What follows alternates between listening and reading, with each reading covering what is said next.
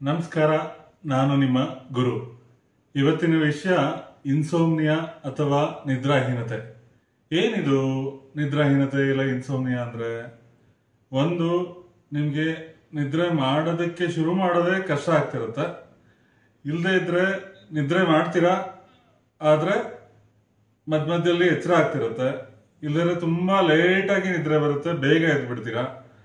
ಮತ್ತೆ ಕೆಲವು ಟೈಮಲ್ಲಿ ಮಲಗ್ತೀರಾ, ಆದ್ರೆ ಬೇಗ ಎಚ್ಚರ ಆಗುತ್ತೆ, ಮತ್ತೆ ನಿದ್ರೆ ಬರೋದಿಲ್ಲ.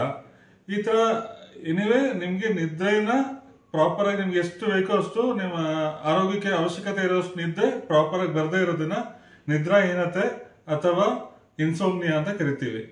ಇಲ್ಲಿ ನಾವು ಇದರಿಂದ ಏನೇನ್ ಪ್ರಾಬ್ಲಮ್ ಆಗುತ್ತೆ ಅಂದ್ರೆ, ಒಂದು ನಿಮ್ಗೆ ಫಿಸಿಕಲ್ ಪ್ರಾಬ್ಲಮ್ ಆಗ್ಬೋದು, ಇಲ್ಲ ಮೆಂಟಲಿ ಸ್ಟ್ರೆಸ್ಸು, ಮತ್ತೆ ಏನೋ ಒಂದು ಸುಸ್ತು, ಇದೆಲ್ಲ ಆಗ್ಬೋದು. ದಿನದಲ್ಲಿ ಯಾವುದೇ ವಿಷಯದಲ್ಲೂ ಕಾನ್ಸಂಟ್ರೇಷನ್ ಇರೋದಿಲ್ಲ, ನಿಮ್ಗೆ ಯಾವ್ದ್ರಲ್ಲೂ ಇಂಟ್ರೆಸ್ಟ್ ಇರಲ್ಲ, ಸರಿಯಾಗಿ ನಿದ್ರೆ ಬರ್ದಿರೋದ್ರಿಂದ ಈ ತರ ಎಲ್ಲ ಆಗ್ತಿರುತ್ತೆ. ಇದು ಯಾಕೆ ಬರುತ್ತೆ ಅಂತ ವಿಷಯ ಅನ್ಕೊಂಡ್ರೆ, ಇಲ್ಲಿ ಕೆಲವು ಕಾರಣಗಳಿದೆ. ಒಂದು, ಮೆಂಟಲ್ ಸ್ಟ್ರೆಸ್ ಇರ್ಬೋದು, ಇಲ್ಲ ಏನೋ ಒಂದು ಫಿಸಿಕಲ್ ಪ್ರಾಬ್ಲಮ್ಸ್ ಇದ್ದಾಗ, ಏನೋ ಒಂದು ನೋವುಗಳಿದ್ದಾಗ ಬಾಡಿಲಿ, ಈ ತರ ಎಲ್ಲ ಇದ್ದಾಗ ಈ ನಿದ್ರಾಹೀನತೆ ಅನ್ನೋದು ಬರ್ಬೋದು. ಇಲ್ಲಿ ಏನಂದ್ರೆ, ಕೆಲವು ಟೈಮಲ್ಲಿ ನಿದ್ರಾಹೀನತೆ ಸ್ವಲ್ಪ ತಾತ್ಕಾಲಿಕ, ಅಂದ್ರೆ ಒಂದು ಶಾರ್ಟ್ ಟರ್ಮ್ ಇರುತ್ತೆ. ಅದು ಯಾರಿಗ್ ಬೇಕಾದ್ರೂ ಆಗ್ಬೋದು. ಹೇಗೆ ಅಂದ್ರೆ, ಏನೋ ಒಂದು ಸ್ಟ್ರೆಸ್, ಇಲ್ಲ ಏನೋ ಒಂದು ದೊಡ್ಡ ಜವಾಬ್ದಾರಿ ಆ ಟೈಮಲ್ಲಿ, ಮನೇಲಿ ಮಗಳು ಮದುವೆ ಮಾಡ್ಬೇಕಾಗ್ತಾ ಇರುತ್ತೆ, ಹಣ ಹೊಂದಿಸ್ಬೇಕು, ಈ ತರ ಏನಾದ್ರು ಪ್ರಾಬ್ಲಮ್ಸ್ ಬಂದಾಗ ನಿಮ್ಗೆ ಕೆಲವು ಟೈಮಲ್ಲಿ ಸ್ವಲ್ಪ ನಿದ್ರೆ ಸರಿಯಾಗಿ ಬರ್ದಿರ ಇರ್ಬೋದು. ಅದು ತಾತ್ಕಾಲಿಕ, ಅದು ಸ್ವಲ್ಪ ದಿನಕ್ಕೆ ಯೂಶುವಲಿ ಸರಿ ಹೋಗುತ್ತೆ. ಬಟ್ ಕೆಲವ್ರಿಗೆ ದೀರ್ಘಕಾಲ, ಅಂದ್ರೆ ಲಾಂಗ್ ಟರ್ಮ್ ನಿದ್ರಾಹೀನತೆ ಇರುತ್ತೆ. ಈ ತರ ಇದ್ದಾಗ ನೀವು ಡಾಕ್ಟರ್ ಅಲ್ಲಿ ಹೆಲ್ಪ್ ಕೇಳಬೇಕಾಗತ್ತೆ. ಆ ಡಾಕ್ಟರ್ ಹತ್ರ ಹೆಲ್ಪ್ ಕೇಳೋದಕ್ಕೆ ಮುಂಚೆ ಕೆಲವು ವಿಷಯಗಳನ್ನ ಫಾಲೋ ಮಾಡೋದು ತುಂಬಾ ಇಂಪಾರ್ಟೆಂಟ್ ಆಗುತ್ತೆ. ಅದು ಏನು, ಯಾವ ರೀತಿ ನಾವು ಏನ್ ಮಾಡಬೇಕು, ಏನ್ ಮಾಡಬಾರದು ಅನ್ನೋದನ್ನ ನಿಮ್ಮ ಹತ್ರ ನಾನು ಮಾತಾಡ್ತೀನಿ. ಈಗ ಏನಂದ್ರೆ, ಈ ನಿದ್ರಾಹೀನತೆ ಇದ್ದಾಗ ನಮಗೆ ತುಂಬಾ ಅವಶ್ಯಕತೆ ಇರೋದೇನೆಂದ್ರೆ, ಒಂದು ಸ್ಲೀಪ್ ಹೈಜೀನ್ ಅನ್ನೋದು. ಈ ನಿದ್ರಾಹೀನತೆ ಇರೋರೇ ಅಷ್ಟೇ ಅಲ್ಲ, ರೆಗ್ಯುಲರ್ ಆಗಿ ಎಲ್ಲರೂ ಇದನ್ನ ಪಾಲಿಸ್ಬೇಕು. ಏನಂದ್ರೆ, ಈ ಸ್ಲೀಪ್ ಹೈಜೀನ್ ಅಥವಾ ನಿದ್ರೆಯ ಆರೋಗ್ಯಕರ ಒಂದು ನಮ್ಮ ಹವ್ಯಾಸ. ಅದು ಏನಂದ್ರೆ, ಒಂದು, ನಾವು ಟೈಮನ್ನ ಮೇಂಟೈನ್ ಮಾಡಬೇಕು. ಅಂದ್ರೆ ರಾತ್ರಿ ಹೊತ್ತು ಮಾತ್ರ ಮಲಗಬೇಕು, ಹಗಲಲ್ಲಿ ಆದಷ್ಟು ನಿದ್ರೆ ಮಾಡಬಾರ್ದು. ಒಂದು. ಎರಡನೇದು, ತುಂಬಾ ಬೇಗ, ನಮ್ಮ ಹಳೆ ಕಾಲದಲ್ಲಿ ನಮ್ಮ ಹಿರಿಯಕರು ಹೇಳ್ತಿದ್ರು, ಬೇಗ ಮಲಗಿ ಬೇಗ ಎದ್ದಾಳಿ ಅಂತ. ಸೊ ಅದನ್ನ ಪ್ರಾಕ್ಟೀಸ್ ಮಾಡಬೇಕು. ಆದಷ್ಟು 9-10 ಗಂಟೆ ಒಳಗೆ ಮಲಗಬೇಕು, ಬೆಳಗ್ಗೆ 5ರಿಂದ 6 ಗಂಟೆ ಒಳಗೆ ಏಳ್ಬೇಕು. ಆಮೇಲೆ ನಮ್ಮ ದೇಹ ಆದಷ್ಟು ಹಗಲಲ್ಲಿ ಸ್ವಲ್ಪ ಆದ್ರೂ ಬಿಸಿಲಿಗೆ ಎಕ್ಸ್ಪೋಸ್ ಆಗ್ಬೇಕು. ಅದರಿಂದ ನಮ್ಮ ಬಾಡಿಲಿ ಒಂದು ಕ್ಲಾಕ್ ಇರುತ್ತೆ, ಅದನ್ನ ನಾವು ನಥಿಂಗ್ ಬಟ್ ಸರ್ಕಾಡಿಯಂ ರಿದಮ್ ಅಂತ ಹೇಳ್ತೀವಿ. ಆ ಸರ್ಕಾಡಿಯಂ ರಿದಮ್ ಅನ್ನೋದು ನಮ್ಮ ಬಾಡಿಲಿ ಒಂದು, ನಮ್ಮ ಬ್ರೈನು ಬಾಡಿಗೆ ಕನೆಕ್ಟೆಡ್ ಇರುತ್ತೆ. ಅದು ನಮ್ಮ ಬಾಡಿ ಆಟೋಮೆಟಿಕ್ ಆಗಿ ಯಾವಾಗ ಏನ್ ಮಾಡಬೇಕು ಅನ್ನೋದು ಅದರಿಂದ ನಮ್ಗೆ ಅರ್ಥ ಆಗತ್ತೆ. ಸೊ ಆಟೋಮೆಟಿಕ್ ಆಗಿ ಆ ರಿದಮ್ ಮೇಂಟೈನ್ ಆಗ್ತಿತ್ತು ಅಂದ್ರೆ, ನಿಮ್ಗೆ ಆ ಟೈಮ್ ಬಂದ್ರೆ ಬೇಡ ಅಂದ್ರೆ ನಿದ್ದೆ ಬರುತ್ತೆ. ಸೊ ಹಾಗಾಗಿ ನಾವು ಸನ್ಲೈಟ್ಗೆ ಸ್ವಲ್ಪ ಎಕ್ಸ್ಪೋಜರ್ ಆದಾಗ ನಾವು ಬಾಡಿಗೆ ಅರ್ಥ ಆಗುತ್ತೆ ನಾವು ಹಗಲಲ್ಲಿ ಇದೀವಿ ಅಂತ. ಹಾಗೆ ನಾವೊಂದು ಡಾರ್ಕ್ ರೂಮ್ ಅಲ್ಲಿ ಮಲಗಬೇಕು. ಈ ಲೈಟ್ ಎಲ್ಲ ಆನ್ ಮಾಡ್ಕೊಂಡು ಮಲಗಿದಾಗ, ಇಲ್ಲ ನಾವು ನಿದ್ದೆ ಮಾಡೋದಕ್ಕೆ ಮುಂಚೆ ಅಟ್ಲೀಸ್ಟ್ ಒಂದು 1 hour 2 hours ಮುಂಚೆ ನಾವು ಈ ಟಿವಿ, ಮೊಬೈಲ್, ಇಲ್ಲ ಟ್ಯಾಬ್ಸ್ ಎಲ್ಲ ಇರುತ್ತಲ್ಲ, ಅದನ್ನ ನೋಡೋದನ್ನ ಅವಾಯ್ಡ್ ಮಾಡ್ಬೇಕು. ಯಾಕೆಂದ್ರೆ ಅದರಲ್ಲಿ ಒಂದು ಬ್ಲೂ ಲೈಟ್ಸ್ ಅಂತ ಹೇಳ್ತಾರೆ, ಅದಿರುತ್ತೆ. ಆ ಲೈಟ್ ನಮ್ ಕಣ್ಣಿಗೆ ಬಿದ್ದಾಗ ನಮ್ ಬ್ರೈನ್ ಏನ್ ಸೆನ್ಸ್ ಮಾಡುತ್ತೆ ಅಂದ್ರೆ, ಇದು ನೈಟ್ ಆಗಿದೆ ಅನ್ನೋದನ್ನ ಸೆನ್ಸ್ ಮಾಡೋದಿಲ್ಲ. ಸೊ ಅವಾಗ ಏನಾಗುತ್ತೆ, ಅದರಿಂದನೂ ನಮ್ಗೆ ನಿದ್ರೆ ಬರ್ತಕ್ಕಂಥದ್ದು ಲೇಟ್ ಆಗ್ಬೋದು, ಇಲ್ಲ ನಿದ್ರಾಹೀನತೆ ಅನ್ನೋ ಪ್ರಾಬ್ಲಮ್ಸ್ ಅಲ್ಲಿಂದನೂ ಕ್ರಿಯೇಟ್ ಆಗ್ಬೋದು. ಸೊ ಇದನ್ನೆಲ್ಲ ನಾವು ಮೇಂಟೈನ್ ಮಾಡಿದಾಗ ನಮ್ಗೆ ಏನಾಗುತ್ತೆ, ಆ ಟೈಮಿಂಗ್ಸ್ ಮೇಂಟೈನ್ ಆಗುತ್ತೆ. ಟೈಮಿಂಗ್ಸ್ ಮೇಂಟೈನ್ ಆದಾಗ ನಿಮ್ಗೆ ಆಟೋಮೆಟಿಕ್ ಆಗಿ ಆ ನಿದ್ರಾಹೀನತೆ ಅನ್ನೋ ಪ್ರಾಬ್ಲಮ್ ಬರ್ದಿರ ಇರುತ್ತೆ. So that is one thing. ಎರಡನೇದು, ಹಗಲಲ್ಲಿ ನಮ್ಮ ಬಾಡಿಗೆ ಒಳ್ಳೆ ಎಕ್ಸಸೈಸ್ ಇತ್ತು ಅಂದ್ರೆ, ಒಳ್ಳೆ ಎಕ್ಸಸೈಸ್ ಅಂದ್ರೆ ಡೈಲಿ ಒಂದು ಅರ್ಧ ಗಂಟೆ ಅಟ್ಲೀಸ್ಟ್ ಎಕ್ಸಸೈಸ್ ಮಾಡೋದಲ್ಲಿ, ಸೊ ಅದು ನಮ್ಮ ಬಾಡಿಗೆ ಒಂದು ಹಿತವಾದ ಅನುಭವ ಕೊಟ್ಟು ರಾತ್ರಿ ಹೊತ್ತು ನಿದ್ದೆ ಬರ್ತಕ್ಕಂಥ ಚಾನ್ಸಸ್ ಇರುತ್ತೆ ಚೆನ್ನಾಗಿ.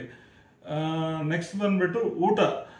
ಆದಷ್ಟು ನಾವು ಬೆಡ್ ಟೈಮ್ ಹೋಗಿ ಮುಂಚೆ ಊಟ ಮಾಡಿ ಹೋದ್ರೆ ನಮ್ಗೆ ಅದರಿಂದ ಸ್ವಲ್ಪ ನಿದ್ರೆ ಡಿಸ್ಟರ್ಬೆನ್ಸ್ ಆಗೋ ಚಾನ್ಸಸ್ ಇದ್ದೇ ಇರುತ್ತೆ. ಸೊ ಅಟ್ಲೀಸ್ಟ್ ನಾವು ಮಲಗಕ್ಕೆ ಒಂದು 2 ಅವರ್ ಮುಂಚೆ ನಾವು ಊಟ ಮಾಡೋದ್ರಿಂದ ನಮ್ಗೆ ತೊಂದರೆಗಳಿಂದ ದೂರ ಇರಬಾರ್ದು. ಒಂದು ಒಳ್ಳೆ ಹೈಜೀನ್ ಪ್ರಾಕ್ಟೀಸ್ ಅಂದ್ರೆ ಸ್ಲೀಪ್ ಹೈಜೀನ್ ಪ್ರಾಕ್ಟೀಸ್ ಆಗುತ್ತೆ ಅದು ಕೂಡ. ಆಮೇಲೆ ಹೆವಿ ಊಟ ಮಾಡಬಾರ್ದು ಆ ಟೈಮಲ್ಲಿ.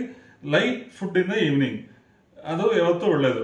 ಹೆವಿ ಊಟ ಯಾವತ್ತಿದ್ರು ಹಗಲಲ್ಲಿ ಇರಬೇಕು, ರಾತ್ರಿ ಹೊತ್ತು ಆದಷ್ಟು ಲೈಟ್ ಫುಡ್ಡೇ ತಿನ್ಬೇಕು. ನೆಕ್ಸ್ಟ್ ಬಂದ್ಬಿಟ್ಟು ಈ ಆಲ್ರೆಡಿ ಹೇಳಿದೀನಿ, ಈ ಟಿವಿ ಮತ್ತೆ ಮೊಬೈಲು ಇದನ್ನೆಲ್ಲ ಅವಾಯ್ಡ್, ಎಸ್ಪೆಷಲಿ ಮಲಗಕ್ಕೆ ಹೋಗೋಕೆ ಒನ್ ಅವರ್ ಮುಂಚೆ ನೀವು ಅದನ್ನ ಅವಾಯ್ಡ್ ಮಾಡಿದ್ರೆ ತುಂಬಾ ಒಳ್ಳೇದು. ನೆಕ್ಸ್ಟ್ ನಾವು ಮಲಗಕ್ಕಂತ ರೂಮು, ಆ ರೂಮು ಮತ್ತೆ ಅಲ್ಲಿರ್ತಕ್ಕಂಥ ಬೆಡ್, ಪಿಲ್ಲೋ ಇದೆಲ್ಲ ತುಂಬಾ ಇಂಪಾರ್ಟೆಂಟ್ ಆಗುತ್ತೆ. ರೂಮು ತುಂಬಾ ಕಾಮ್ ಆಗಿರ್ಬೇಕು, ಮತ್ತೆ ರಾತ್ರಿ ಹೊತ್ತು ತುಂಬಾ ಲೈಟಿಂಗ್ಸ್ ಇರಬಾರ್ದು. ಜೊತೆಗೆ ಆ ಬೆಡ್ ಮತ್ತೆ ಪಿಲ್ಲೋ ಅನ್ನೋದು ತುಂಬಾ ಕಂಫರ್ಟಬಲ್ ಆಗಿರ್ಬೇಕು. ನಮಗೆ ಅಲ್ಲಿ ಮಲ್ಕೊಂಡಾಗ ಹಾಯಾಗಿ ಅನ್ಸ್ಬೇಕು. ಅದರಿಂದ ಬೆಡ್ ಅಲ್ಲಿ ಏನೋ ಚುಚ್ಚದಂಗೆ ಆಗೋದು, ಮತ್ತೆ ಏರು ತಗ್ಗುಗಳು ಜಾಸ್ತಿ ಇದ್ದಾಗ ನಮ್ಗೆ ಮೈಕೈ ನೋವು ಬರ್ತಕ್ಕಂಥದ್ದು ಇದೆಲ್ಲ ಚಾನ್ಸ್ ಇರುತ್ತೆ. ಅವಾಗ ನಮ್ಮ ನಿದ್ರೆ ಹಾಳಾಗುವಂತ ಚಾನ್ಸಸ್ ಇರುತ್ತೆ. ಅದನ್ನ ನೆನೆಸ್ಕೊಳ್ಳಿ. ಮತ್ತೆ ನಾವು ಮಲಗೋದಕ್ಕೆ ಹೋಗೋಕ್ಕಿಂತ ಮುಂಚೆ ಕೆಲವು ರಿಲ್ಯಾಕ್ಸಿಂಗ್ ಟೆಕ್ನಿಕ್ಸ್ ನ ಯೂಸ್ ಮಾಡ್ಬೋದು. ಏನು, ಒಂದು ಸ್ವಲ್ಪ ಓದೋದು, ಆಮೇಲೆ ವಾರ್ಮ್ ವಾಟರ್ ಬಾತ್ ಅಂದ್ರೆ ಸ್ವಲ್ಪ ಉಗುರು ಬೆಚ್ಚಗಿನ ನೀರಲ್ಲಿ ಸ್ನಾನ ಮಾಡ್ತಕ್ಕಂಥದ್ದು, ಮತ್ತೆ ಈ ಉಗುರು ಬೆಚ್ಚಗಿನ ಹಾಲು ಕುಡಿತಕ್ಕಂಥದ್ದು, ಇದೆಲ್ಲಾನು ನಮಗೆ ಸ್ವಲ್ಪ ನಿದ್ರೆ ಮಾಡೋದಕ್ಕೆ ಅನುಕೂಲವಾಗಿ ಇರುತ್ತೆ. ಮತ್ತೆ ಇಲ್ಲಿ ಏನಂದ್ರೆ ಮೇನ್ ತಿಳ್ಕೊಬೇಕಾಗಿರೋದು, ನಿಮ್ಗೆ ಹೇಳಿದೆ ಈ ಸರ್ಕ್ಯಾಡಿಯನ್ ರಿದಮ್ ಅಥವಾ ನಮ್ಗೆ ಈ ಹಗಲು ಮತ್ತೆ ರಾತ್ರಿ ನಡುವಿನ ವ್ಯತ್ಯಾಸ ನಮ್ಮ ಬ್ರೈನ್ ಕಂಡುಹಿಡಿಬೇಕು ಅಂದ್ರೆ ಯಾವ ರೀತಿ ಇದೆಲ್ಲ ಮಾಡ್ಬೇಕಾಗತ್ತೆ ಅಂತ ಹೇಳಿದೆ. ಇಲ್ಲಿ ಏನಂದ್ರೆ ಆ ಬ್ರೈನ್ ಆ ಸಿಗ್ನಲ್ಸ್ ಮೇಲೆನೆ ನಮ್ಗೆ ನಿದ್ರೆ ಬರ್ತಕ್ಕಂಥ ಒಂದು ಹಾರ್ಮೋನ್ ಇರುತ್ತೆ ನಮ್ಮ ಬಾಡಿಲಿ, ಅದು ಮೆಲಟೋನಿನ್ ಅಂತ ಕರೀತಾರೆ. ಆ ಮೆಲಟೋನಿನ್ ಅನ್ನೋ ಹಾರ್ಮೋನು ನಮ್ಗೆ ಆ ರಿದಮ್ ಮೇಂಟೈನ್ ಆದಾಗ ನಮ್ಗೆ ಆ ನಿದ್ರೆ ಮಾಡ್ತಕ್ಕಂಥ ಟೈಮಲ್ಲಿ ಆ ಹಾರ್ಮೋನ್ ರಿಲೀಸ್ ಆಗುತ್ತೆ. ಅದು ನಮ್ಗೆ ನಿದ್ರೆ ಮಾಡೋದಕ್ಕೆ ಮತ್ತಷ್ಟು ಸಪೋರ್ಟ್ ಮಾಡುತ್ತೆ. ಸೊ ಈ ಎಲ್ಲಾ ವಿಷಯಗಳು ನಾವು ಮಾಡಬೇಕಾಗಿರ್ತಕ್ಕಂಥ ವಿಷಯಗಳು. ಏನ್ ಮಾಡಬಾರ್ದು ಅನ್ನೋದನ್ನ ನಾನು ನಿಮ್ಗೆ ನೆಕ್ಸ್ಟ್ ಹೇಳ್ತೀನಿ. ಈಗ ಒಳ್ಳೆ ಸ್ಲೀಪ್ ಹೈಜೀನ್ಗೆ ಏನೇನ್ ಮಾಡಬಾರ್ದು ಅನ್ನೋದು ತುಂಬಾ ಇಂಪಾರ್ಟೆಂಟ್ ಆಗುತ್ತೆ. ಇಲ್ಲಿ ಏನಂದ್ರೆ, ಒಂದು ನಾವು ಸಾಯಂಕಾಲ ಹೊತ್ತು ಅಂದ್ರೆ especially late night coffee, tea ಈ ಸ್ಟಿಮ್ಯುಲೆಂಟ್ಸ್ ಅಂತ ಹೇಳ್ತೀವಿ, ಅಂದ್ರೆ ನಮ್ಮ ಬ್ರೈನ್ ಅನ್ನ ಸ್ವಲ್ಪ ಆಕ್ಟಿವ್ ಆಗಿಡುತ್ತೆ. ಸೊ ಅದನ್ನ ಕಾಫಿ ಟೀನ ಅವಾಯ್ಡ್ ಮಾಡಿ. ಒಂದು. ಎರಡನೇದು, ಆಲ್ಕೋಹಾಲ್ ನ ಅವಾಯ್ಡ್ ಮಾಡಬೇಕು. ಏನಂದ್ರೆ ಎಷ್ಟೋ ಜನ ಅನ್ಕೊಂತಾರೆ ಆಲ್ಕೋಹಾಲ್ ಕುಡಿದ ತಕ್ಷಣ ಚೆನ್ನಾಗಿ ನಿದ್ರೆ ಬರುತ್ತೆ ಅಂತ. ಆದ್ರೆ ಲಾಂಗ್ ಟರ್ಮ್ ಅಲ್ಲಿ ನಿಧಾನಕ್ಕೆ ನಿಮ್ಗೆ ಅದು ಕೂಡ ಒಂದು ನಿದ್ರಾಹೀನತೆಗೆ ಕಾರಣ ಆಗುತ್ತೆ. ನೆಕ್ಸ್ಟ್ ಏನಂದ್ರೆ, ಈ ಮೊಬೈಲು, ಟಿವಿ ಇದೆಲ್ಲ ಆಲ್ರೆಡಿ ನಿಮ್ಗೆ ಹೇಳಿದೀನಿ, ಮತ್ತೆ ಒಂದ್ಸರಿ ಹೇಳ್ತಾ ಇದೀನಿ. ಮೊಬೈಲು, ಟಿವಿ ಎಲ್ಲ ಬೆಡ್ಗೆ ಹೋಗಕ್ ಮುಂಚೆ ಅವಾಯ್ಡ್ ಮಾಡಿ. ಮತ್ತೆ ತುಂಬಾ ಹೆವಿ ಮೀಲ್ಸ್ ಅದನ್ನೆಲ್ಲ ತಿನ್ನೋದನ್ನ ಬೆಡ್ಗೆ ಹೋಗಕ್ ಮುಂಚೆ ಅವಾಯ್ಡ್ ಮಾಡಬೇಕು. ಮತ್ತೆ ಈ ನಿದ್ರೆಗೆ ಅಂತ ಮಾತ್ರೆಗಳನ್ನ ಇದೆಲ್ಲ ನೀವೇ ತಗೊಳೋದನ್ನ ಅವಾಯ್ಡ್ ಮಾಡಿ. ಇಷ್ಟೆಲ್ಲ ಮಾಡಿದ್ಮೇಲೂ ಒಳ್ಳೆ ಸ್ಲೀಪ್ ಹೈಜೀನ್ ನ ಮೇಂಟೈನ್ ಮಾಡಿದ್ಮೇಲೂ ಕೂಡ ನಿಮ್ಗೆ ತುಂಬಾನೇ ಸ್ಲೀಪ್ ಡಿಸ್ಟರ್ಬೆನ್ಸ್ ಇದೆ, ನಿಮ್ಗೆ ತೊಂದರೆ ಆಗ್ತಿದೆ ಅಂದ್ರೆ ದಯವಿಟ್ಟು ಇಮಿಡಿಯೇಟ್ ಆಗಿ ಒಳ್ಳೆ ಡಾಕ್ಟರ್ನ ನೋಡಿ ನೀವು ಮೆಡಿಕಲ್ ಅಡ್ವೈಸ್ ನ ತಗೊಳೋದು ತುಂಬಾ ಒಳ್ಳೇದು. ಎಸ್ಪೆಷಲಿ ಮೋಸ್ಟ್ ಆಫ್ ಟೈಮ್ಸ್ ಇದೊಂದು ಸೈಕ್ಯಾಟ್ರಿಕ್ ಡಿಸಾರ್ಡರ್ ಆಗಿರುತ್ತೆ. ಸೊ ಅನ್ಲೆಸ್ ಆದ್ರೆ ನಿಮ್ಗೆ ಏನೋ ಫಿಸಿಕಲ್ ಪ್ರಾಬ್ಲಮ್ ಇಲ್ಲ ಅಂದ್ರೆ ಆತರ ಏನು ಇಲ್ದಿರಾನೆ ಈ ತರ ನಿದ್ರಾಹೀನತೆ ಇದೆ ಅಂದ್ರೆ ದಯವಿಟ್ಟು ನೀವು ಒಬ್ಬರ ಸೈಕ್ಯಾಟ್ರಿಸ್ಟ್ ನೋಡಿ. ಸೊ ಅದರಿಂದ ನಿಮ್ಗೆ ಹೆಲ್ಪ್ ಆಗ್ಬೋದು. ನಮಸ್ಕಾರ. ನನ್ನ ವಿಡಿಯೋ ನಿಮ್ಗೆ ಇಷ್ಟ ಆಗಿದ್ದಲ್ಲಿ ದಯವಿಟ್ಟು ಲೈಕ್ ಮಾಡಿ, ಶೇರ್ ಮಾಡಿ, ಮತ್ತೆ ಕಮೆಂಟ್ ಮಾಡಿ, ಮತ್ತೆ ನನ್ನ ಚಾನಲ್ಗೆ ಸಬ್ಸ್ಕ್ರೈಬ್ ಮಾಡೋದನ್ನ ಮರಿಬೇಡಿ. ಥ್ಯಾಂಕ್ ಯು ಎಲ್ಲರಿಗೂ.